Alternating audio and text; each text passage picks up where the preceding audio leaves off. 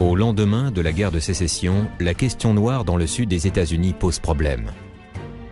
Malgré la victoire des États de l'Union, la population blanche refuse d'intégrer les Noirs dans la vie communautaire.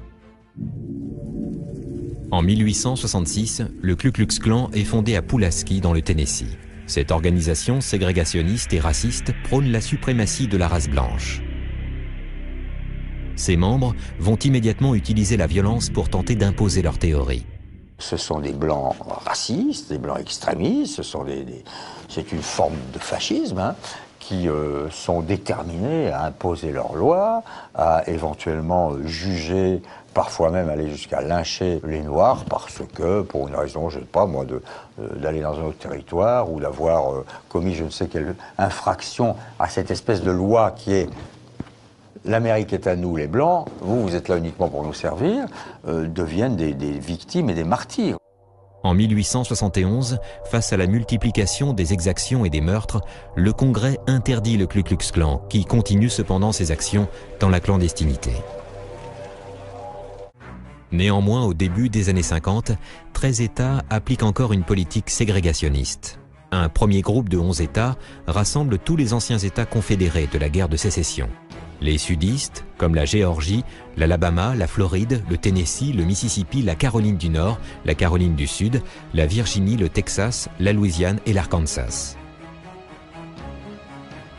Viennent s'ajouter à la liste deux autres États frontaliers des précédents, le Missouri et le Kentucky. La ségrégation régente la vie quotidienne des populations, y compris lors des actes les plus anodins. Toilettes séparées, salles d'attente distinctes, places attribuées dans les transports, ascenseurs et cabines téléphoniques exclusivement réservées aux Blancs. L'école publique ne fait pas exception. Il est interdit de mélanger élèves blancs et noirs au sein d'un même établissement. Les hôpitaux aussi appliquent cette politique de séparation.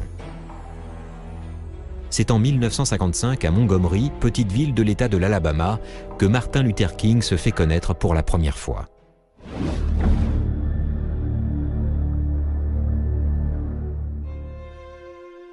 Le 1er décembre 1955, une jeune couturière noire nommée Rosa Parks lance un grand mouvement de contestation en refusant de céder sa place assise à un voyageur blanc dans un bus. Le conducteur la menace d'appeler la police si elle refuse de se lever.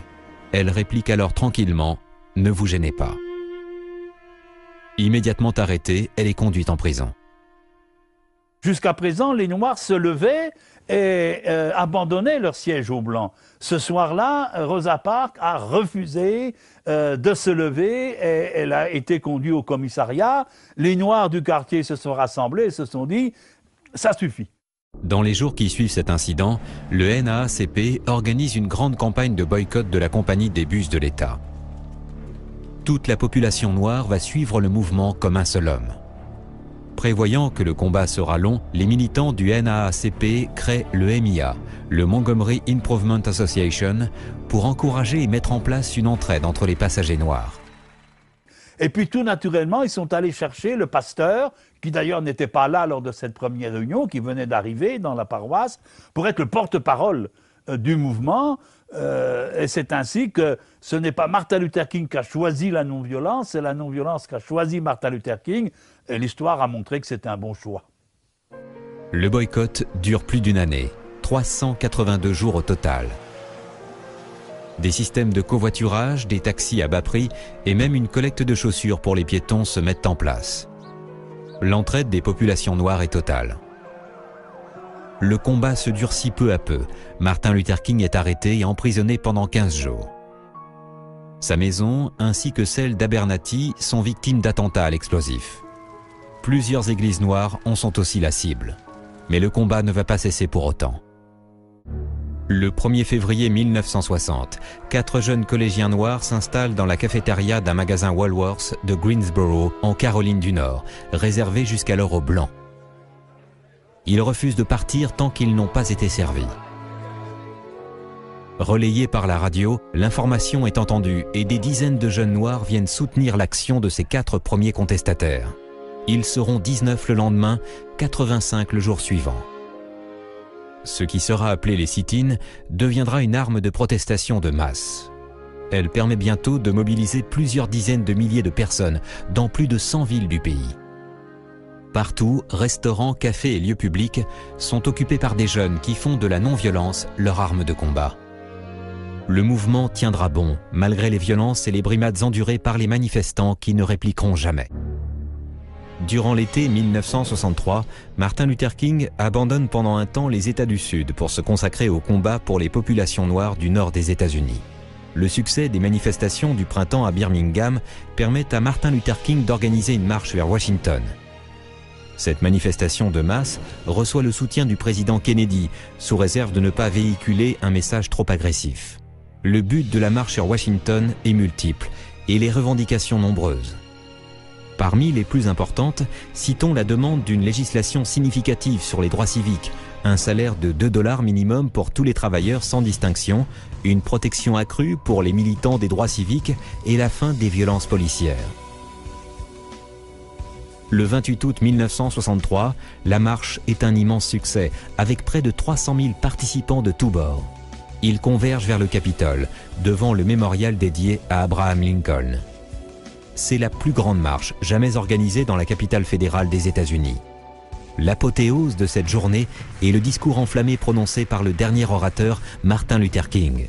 Un discours désormais passé à la postérité et resté célèbre sous le titre « I have a dream ». I have a dream that one day this nation will rise up, live out the true meaning of its creed. We hold these truths to be self-evident, that all men are created. I have a dream that one day down in Alabama with its vicious racists, with its governor having his lips dripping with the words of interposition and nullification. One day right there in Alabama, little black boys and black girls will be able to join hands with little white boys and white girls as sisters and brothers. I have a dream today. Dans ce discours, Martin Luther King décrit son rêve d'un pays en paix, où les hommes seront tous nés égaux et jugés sur leurs actes, et non sur leur couleur de peau, où chacun sera libre de faire ce qu'il veut, sous réserve de ne pas nuire à autrui, où les enfants noirs et blancs pourront se prendre par la main comme des frères et sœurs, où les États du Sud seront un havre de liberté et de fraternité. La première conséquence de la réussite de la marche sur Washington et de l'immense popularité engendrée par I Have a Dream est inattendue. Le 14 octobre 1963, Martin Luther King devient le plus jeune prix Nobel de la paix. La deuxième conséquence est le respect des engagements pris par les autorités fédérales. Sous le parrainage de Lyndon Johnson, le Civil Rights Act est voté le 2 juillet 1964. Il garantit les droits de tous les citoyens sans distinction, déclare illégale toute forme de discrimination et crée une juridiction fédérale indépendante pour juger les délits concernés. C'est aussi le début de l'intégration par l'imposition de quotas. Enfin, le Voting Rights Act est voté le 6 août 1965. Il permet aux Noirs de s'inscrire sur les listes électorales et de participer au grand scrutin du pays. Les Noirs américains sont enfin devenus des citoyens à part entière.